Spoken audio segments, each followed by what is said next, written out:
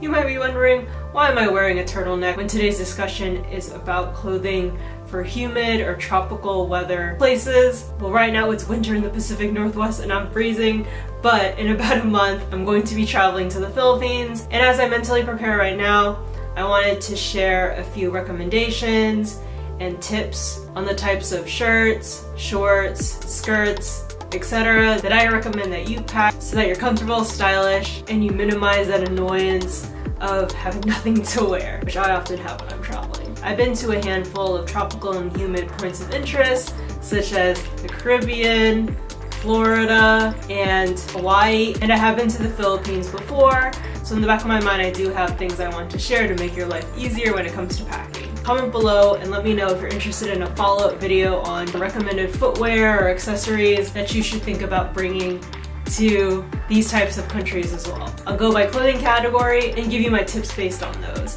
Okay, on to the first category. I thought it was fitting for the first category to be on t-shirts. When it comes to t-shirts, I have two very basic simple t-shirts. No designs, colors, or any markings on them. I would do my best to bring basic or simple t-shirts so that they match with any bottom. If you tend to wear more patterned tops, I would make the bottom simple. But if you like to wear really fun skirts with different shapes and patterns, I would make the top simple. But I would plan that ahead of time. Are you going to bring more basic shirts and fun skirts, or fun tops, so you don't have to rack your brain too much trying to coordinate clothes when you have a million other things to do? When you go to a hot or humid country, you might think, why not just bring tank tops because it's going to be hot, I'm going to get sweaty, my pits are going to be gross.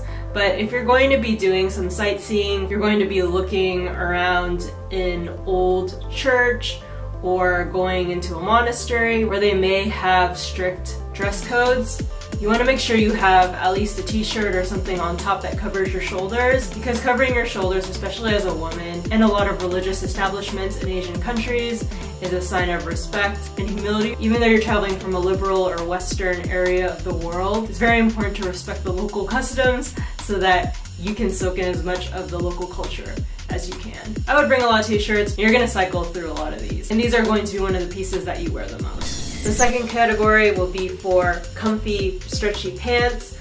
You can bring jeans if you want, if you're more comfortable in jeans, but I prefer to bring stretchy, preferably cotton or a natural fabric pants, just because of the humidity. A synthetic fabric or a stiffer fabric such as denim might just stick to your legs, and if you don't like that feeling, if that makes you uncomfortable, then I would opt for these kind of pants where the fabric falls and cascades and doesn't stick to your legs, and the fabric moves with you instead of against you.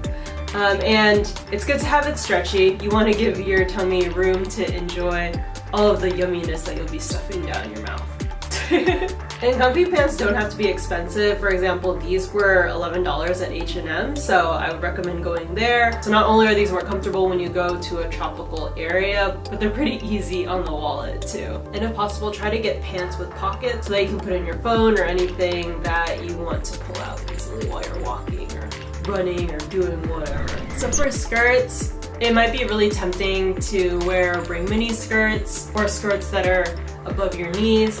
But again, if you are going to a more conservative country such as the Philippines, or you plan on doing a lot of sightseeing of historical religious sites, then I would recommend bringing skirts that hit your knees, or bringing more skirts at least that hit your knees, and wearing the shorter skirts on beach days or other days where you don't have to worry about covering up. So I have my houndstooth skirt here. I've worn this in a lookbook video before, but for me, I like my skirts to be more decorated and fun and kind of crazy. So I will most likely bring more patterned skirts and have more basic tops. And this one is a little on the short side. I wouldn't wear this to a church, for example. If I was going to a church or a monastery, I would wear a skirt like this. This almost hits my legs. It's made of this really soft drapey material, so it's not going to stick to me even when it gets hot outside. Whenever you're traveling, it's good to be safe. I will get into shorts, but I do like the airflow that wearing skirts gives, especially when the air might be stagnant wherever you're traveling. So I do appreciate it when my legs can breathe. Compared to skirts, I would say there's a bit more leeway when it comes to the length, for example, of shorts. I mean, if you want to be super safe, I would say the length of your shorts should hit your kneecap, but it's not necessary, especially because even if your shorts go flying, you're not gonna accidentally flash your underwear, so I think that's okay. I think for shorts, it's just nice that they're stretchy so your stomach doesn't feel uncomfortable. And I have two shorts here. For example, I would wear the stretchy lacy short more for every day, pairing it with a tank top or t-shirt. And this is more of a short or boy short, but this is actually a short that I wear over my underwear, under a skirt, just in case, you know, the wind picks it up and I'm accidentally showing off way too much under my skirt. And comment below and let me know if when you were younger and you wore skirts, your parents had you wear shorts underneath, just in case your skirt went flying. But yes, if you want to be safe, you want to derail any unscrupulous activity or sudden environmental issues, such as the wind, I would wear shorts underneath your skirt. In some ways, especially if you anticipate trekking into the jungle or going to a sweet waterfall spot to take pictures and swim, shorts are easier to wear than skirts because you can hop around on the rocks and you don't have to worry about showing something off accidentally. Moving on to the tank top, I have my ultra adorable Pusheen tank top. You should definitely bring tank tops. They're just so easy to pull on and they can feel more breezy than t-shirts because your armpits aren't clinging to the fabric. But again, I just reiterate that if you're going into a religious site or building, they might require you to cover your shoulders. But whatever the dress code norms of the country you're in, it's good to respect it and look it up online just in case you're on the fence to see what women typically wear. And then we have the swimsuit category. So I just have a pile of swimsuits here, and I have a pile because I strongly advise you to bring multiple pairs of tops and bottoms so that you don't have to continue to manually wash your top or bottom every time you take a dip in the pool or in the lake or ocean, and you don't have to worry about having a pair to wear every day. And what's nice is if you have a swimsuit top similar to this could also double as something that you wear in the daytime underneath a tank top or a shirt or short, and it can be a fashion statement too.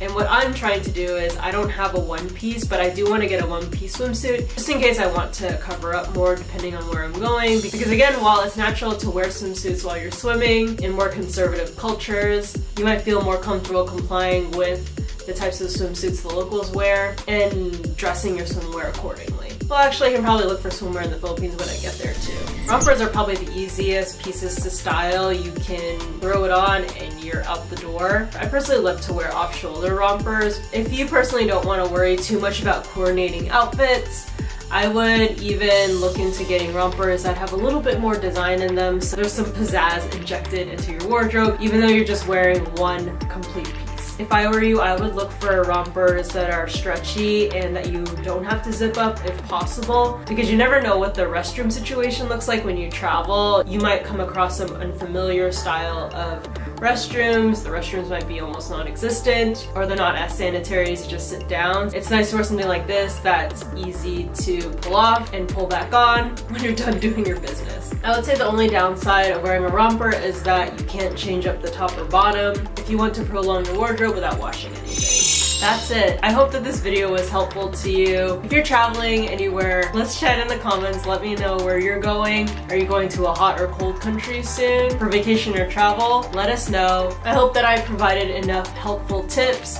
I did kind of toss in some warnings as well, but style isn't just wearing what you want, it's also being conscious of where you are and how to style according to that culture. And it could be an interesting challenge for you to style pieces in ways that you've never done before and learn what might look good on you or what might not work for you. It could open up your style horizons. I hope things are going along swimmingly for you. I'll see you in the next video. And remember to like this video if you enjoyed it and subscribe so you don't miss any style, travel, or food videos from me in the future. See you later. Bye.